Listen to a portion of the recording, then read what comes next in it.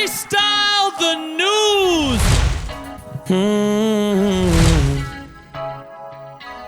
Hey. Fall down, living in the era of the fallout. You believe whatever they gon' call out. Ain't nobody out here ever calm down. Calm down. Welcome to the new world. Give me a salary, tell me how much the news worth. Fuck reality, tell me what to believe first. If you a casualty theories living in concert, 25 behind bars, go get charged. Keep your money, inflate claims, and act smart. And watch these idiots take aims at bad parts. Y'all keep on bitching about leftists while barely understanding capitalism. Fuck is you thinking? This is a profit on our placement. This a claim made where the details are inflated. One is just an asset built on appreciation. One is artificial where numbers don't really make sense. Resale fraudulent, sworn Trump Bibles while bitching out to your audience. Everybody talk to the allegations to follow them and neutralize their following. And NBC hires them to talk about their politics. Oh!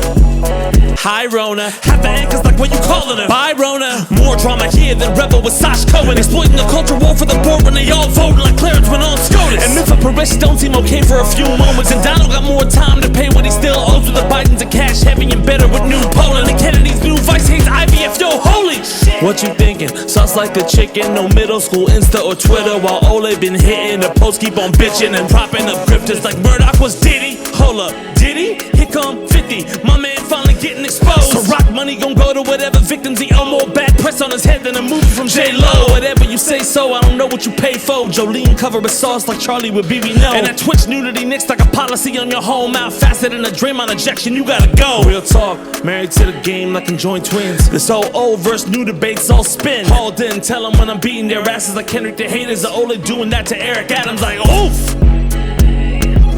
Too soon. Get bodied, Eric.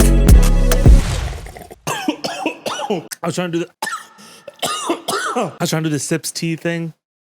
It doesn't work because it's hot chocolate. Hey, thank you guys so much for watching Freestyle the News. If you like what you heard, please slap the shit out of that like button like Olay slapped the shit out of Eric Adams on The Breakfast Club and then pile drove his argument into a small crater that looked like Yamcha died there.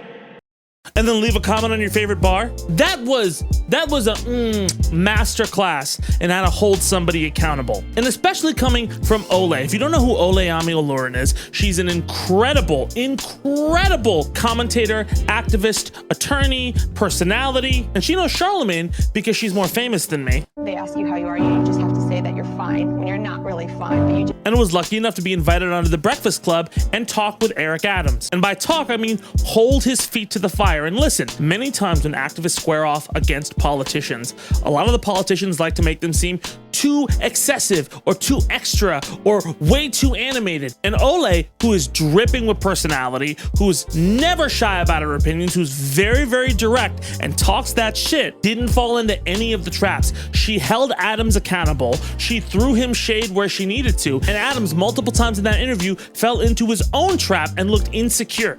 I represented hundreds. You went to visit the family members of a slain officer? No, not the slain officer. Okay, of course you did. No, but what about the 19-year-old that was killed yesterday by NYPD in Queens when he called for help? Have you said anything about that? Are you visiting them? Yeah, It was also a very substantive discussion. I highly recommend you watch the full video. Olay is putting on a masterclass there. She also made an incredible guide about voting, which I think everybody should see. And it's clearly affecting Adams because he went to Rikers Island the next day and had to get baptized by Al Sharpton to just try to keep up appearances. So good on Olay, go follow her. She's dope as fuck. And she sends me nice comments about the show every so often because she's awesome. Anyway, we got a lot to get through today because this was a crazy week. So let's just jump into it. And I just want to let you guys know, the beginning of the week was the bridge collapsing.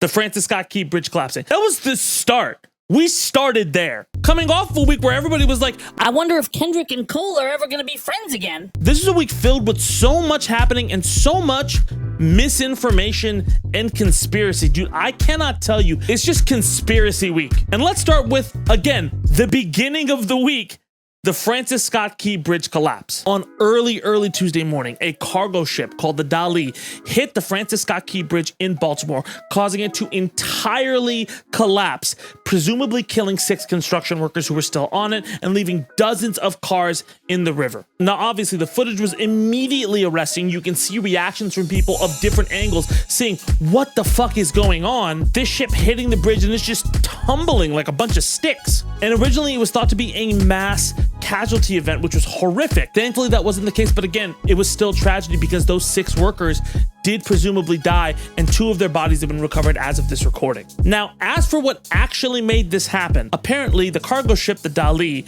sent out a signal saying that they had lost propulsion of the ship shortly after they left, which means also they had no way to steer the ship or really control it at all. And of course, what happened, and it's still going to be days before we can get a full picture of exactly everything that went wrong here. And because it's going to take a few days to know exactly what happened, X has already decided that they do. They already know what happened. There's we already know. Conspiracy theories blew up over social media over this incident. Many people calling it a cyber attack from a foreign power. Other people suggesting that the open border somehow led to the ship being hijacked and drove into the... What the fuck? Or that DEI did it? People singling out Baltimore's mayor, Brandon Scott, because he was dressed in a hoodie? Oh, really? God forbid he be comfortable and a mayor. Fuck. I mean, I know John Fetterman's been kind of a dick these days, but like, what is it with people and... It's just a fucking hoodie, guys. Like, everybody... Grow up. This is also coming a few days after the tragedy in Moscow, which was perpetrated by ISIS, but Putin blamed Ukraine and the US for some reason. I meant when I said this whole week was just like this. I like how people think that like either like everything is a random coincidence, lone wolf, how did that happen? Or it was all planned by a historic cabal of evil immortals. And there's no clear timeline on when the bridge is going to be rebuilt. It's going to take time. People are still processing this. It's just so fucking disgusting, like on so many levels. Anyway, obviously fucked up shit. Let me know what you think in the comments. Wild. And let's move on to Sam Bankman-Fried and 25 years. Sam Bankman-Fried was sentenced to 25 years in prison for his bankrupt cryptocurrency exchange, FTX, and everything it did. Bankman-Fried, colorfully referred to as SBF or that fucking guy, got a guilty verdict on 7 counts of fraud and conspiracy linked with the collapse of FTX in 2022, which is considered the biggest financial fraud in history. Now, if you don't remember that, it's a lot to get into. There was a lot of funneling between shitcoins and bitcoins. You can just look up CoffeeZilla and Sam Bankman-Fried and have yourself an afternoon. And in the sentencing, not only did the judge criticize SBF for lying, but also remarked, Mr. Bankman-Fried says mistakes were made, but never a word of remorse for the commission of terrible crimes. Now, obviously, Bankman-Fried is going to try to get this appealed. The prosecution wanted 40 or 50 years for his crimes, and his defense was like, what about like 5? What about 6? The judge also hit him by imposing an $11 billion forfeiture order and authorized the government to repay the victims from whatever they seized from this idiot. And obviously, long overdue, Sam Bankman-Fried, notorious of fraud, and more stories came out, the more fake he got. And that sentence is nothing to sneeze at. It'll probably get appealed, but in this case, he's pissed off a lot of rich people too, so who knows? Let me know what you think in the comments. And let's move on to Diddy. Oh man. This is a big one. Diddy, formerly known as P. Diddy, formerly known as Puff Daddy, formerly known as I got rich off of Biggie, had his homes in LA and Miami raided by federal agents as part of a sex trafficking investigation. Oh no, Diddy. It's over. They got him. I don't gotta remind you, but I will.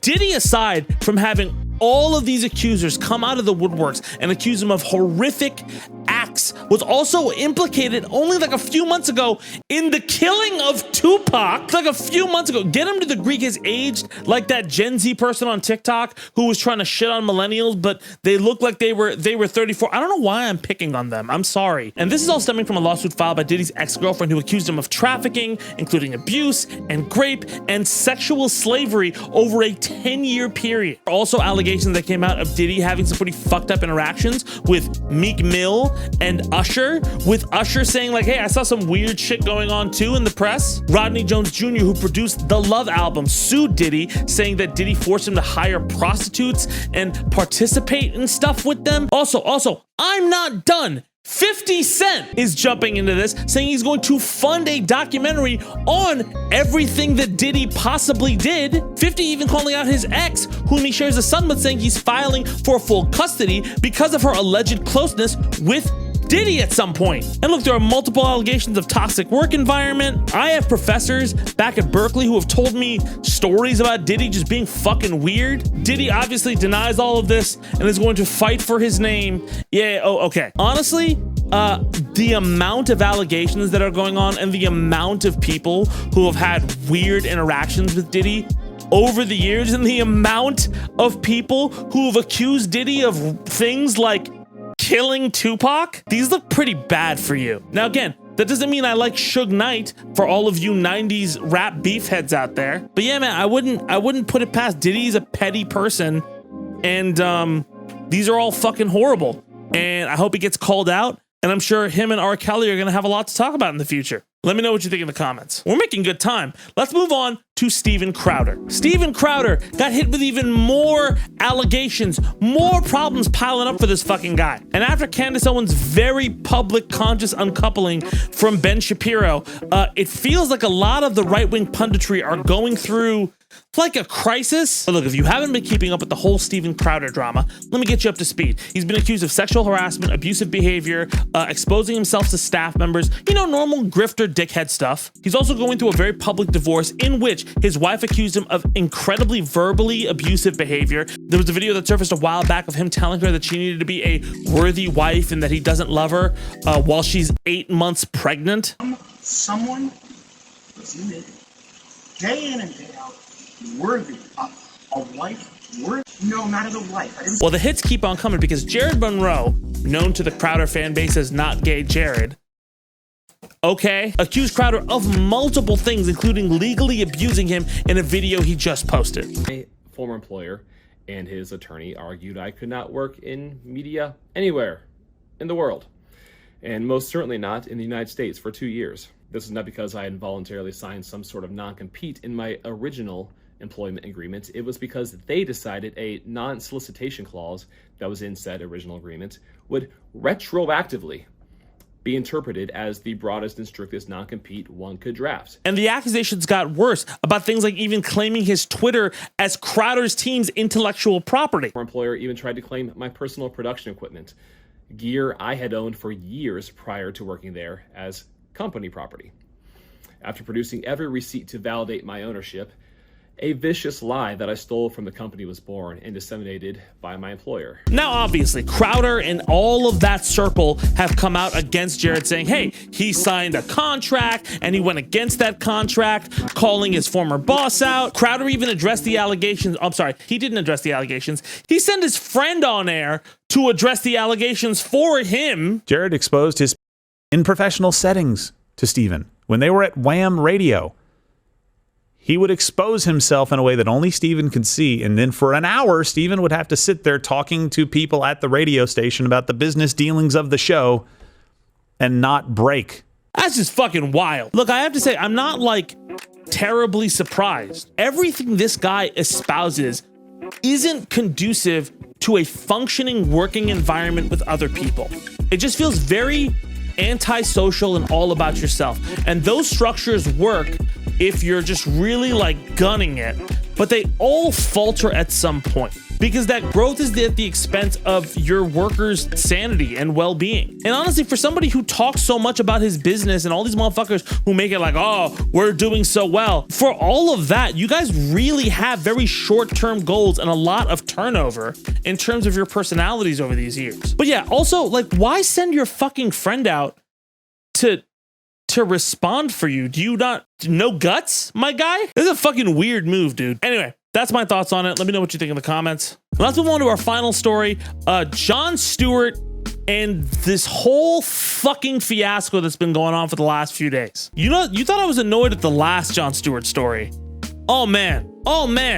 You got popcorn? On Monday's Daily Show, Jon Stewart did a bit about Trump's fraud allegations. If you didn't know, Trump was required to pay $454 million to pay down the penalty or the bond he needed to appeal his case. He just did not have the money. He was running out, and so they were going to seize his assets. Well, an appeals court bumped that down to $175 million and gave him an extension, which was widely seen by a lot of people as super privileged and super fucked up. And during all of this, people like Kevin fucking O'Leary, the worst person on Shark Tank. By the way, that's not me. Everybody doesn't like that guy. If you like that guy, you're fucking up. Do you want to know how I know? Guess who he backed? Yeah. But anyway, Stewart took issue with multiple investors saying it was a victimless crime. First, the banks got paid back at lower interest rates, although to be honest, who gives a shit?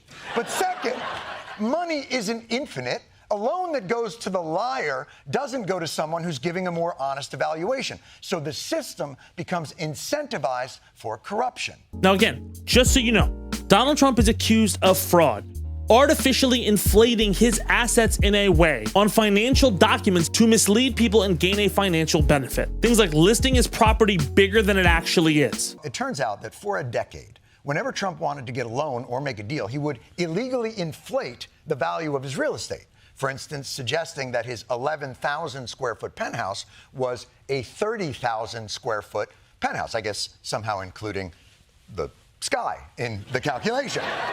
We all do it. I mean, in my license, I'm not listed as 5'7", you know. I'm listed as 30,000 square feet. Funny, right? Actually, no, you fucking hypocrite. Because the king of all weird motherfuckers who have a blunderbuss and a samurai sword on their wall decided to post this tweet the other day. Did Jon Stewart commit fraud when he sold his penthouse for $17.5 million? New York listed its market value at $1.8 million and assessed value at around $800K. Who did he defraud? I am shocked. Shocked. So am I. That you don't know how fucking numbers work. Also, FYI, while researching this, I hated looking up tweets about this. Aside from like it ever getting into my algorithm, I just want to let you know, like, normal people don't watch this dude. Like, normal functioning people with jobs and lives and shit to do don't watch this fucking guy. You have to be so like to just really be into this kind of bullshit. And again, I understand that's on the left too. There are some chronically online people on the left.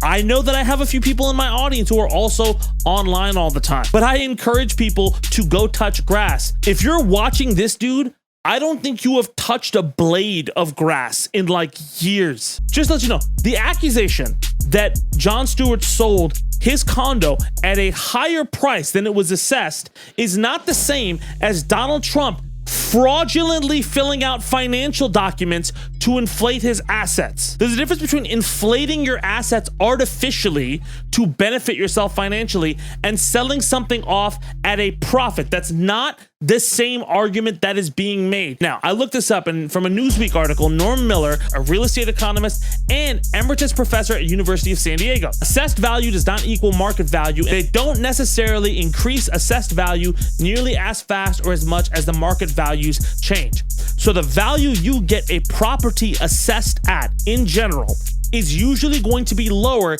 than the actual market value of the property because the markets are constantly changing. They're constantly fluctuating in general. According to Norm, it's not unusual to have a property with a market value of $1 million that has an assessed value of $300,000. And so that's a ratio of what? About 3 to 1? But for a second, let's entertain the other thing they're trying to say. The other assessment is that Stewart gamed the assessed value of the property to get lower property taxes. Okay, so it's the next day, and I don't think I explained this 100% well. So essentially you get it, right? Assessed value and market value are two different things. And the argument that Tim Pool and all the conservatives are trying to make is that Jon Stewart criticized Donald Trump for paying lower property taxes on a misrepresented valuation of the properties he's being accused of defrauding. That's not the argument that's being made. This is part of a different Trump fraud case, but avoiding taxes hurts all of us. Donald Trump's shenanigans cost the city of New York. And to be honest, and let's be frank here, the argument Stewart is making is that Trump falsified statements to banks and other financial institutions, inflating his wealth. That's a significant difference. Lying to the financial institutions in order to inflate whatever loans he could get, his financial standing, his net worth, into giving him different credit ratings, into a bunch of other different things that netted him millions of dollars. Now, the thing about Stewart's assessed value being so low compared to the market value is a normal thing just in general for those types of properties, and it happens throughout the United States. Is that okay for the assessed value to be so low so wealthier people with bigger homes can pay less property taxes on those properties? No, I think that's a legitimate argument to make, that, hey, this is not an okay practice. But here's the thing. That's not what Stewart is arguing. That's clearly not what he's talking about. And you're conflating the two as if they're the same thing. So either one of three things is happening here. Either A, you just don't understand the difference between both situations and you're out of your depth. B, you're not really listening to Jon Stewart's argument. You're just monologuing on your own and you think he's a hypocrite and you don't like him. Or C, you do understand his argument and you're monologuing anyway and lying about what he actually said. Either way, you're full of shit. What's even worse is that the grievance that the investor community actually has with Letitia's lawsuit isn't even the same thing that pundits like Poole are actually arguing. The statute Letitia is using to prosecute Donald Trump is what's spooking investors so much. The fear is that it could become a slippery slope and include other specific things. That's at least the argument of people like O'Leary and others with him. The whole point of the Stewart segment is that your fear of the investor class being persecuted doesn't line up with their feelings about people who are from less fortunate means being persecuted. AKA, it's okay when rich motherfuckers get away with things, but if poor people even slightly step on the rules just a little bit, they should be prosecuted, sent to jail, and never heard from again. The point is that it's a two-tier justice system. An argument Poole is trying to make without understanding he's also implicating everybody else he's trying to defend. Although he says like, oh, I don't really care about Donald Trump. You're so full of shit. Of course you do. If he didn't exist, you wouldn't have a business model, my guy. And Stewart responded on Twitter saying, oh my God, I've been caught doing something not remotely similar to Trump. I guess all I need to do now is start a fraud college, steal classified docs, bankrupt casinos, pay hush money, grab pussies, discriminate in housing, cheat at golf, and foment insurrection, and you'll revere me. And listen, I understand I am a fan of Jon Stewart. Even taking that aside, I think the important thing is, please, especially after all of the theories and conspiracy shit we've had to deal with this week, being chronically online is probably not a good idea. There's no reality in which Tim Poole is ever going to take back what he said. He's probably going to get roasted the fuck up on Monday from Stewart, but that's not going to make him pull back. This is a team sport, and the value of that team sport is talking shit so the people who have an axe to grind or have spite feel rewarded for their spite. And when you take away that reward, you take away the attention that these motherfuckers want for starting shit, like it feels like a fight with like nobody there, then what do they really have? Except for a fucking blunderbuss and a samurai sword on your wall. Bro, what are you doing? But anyway, that's our show. Thank you guys so much for watching. Please go check out Zed Talks. Please go check out Let 'Em Cook. We had to post it late because of an audio issue. Please go check out Too Soon Crew and sign up. I want to be able to make more videos on this channel for you guys. And anyway, my name is Tabani. Thank you guys so much for watching, and I'll see y'all soon. Let's go.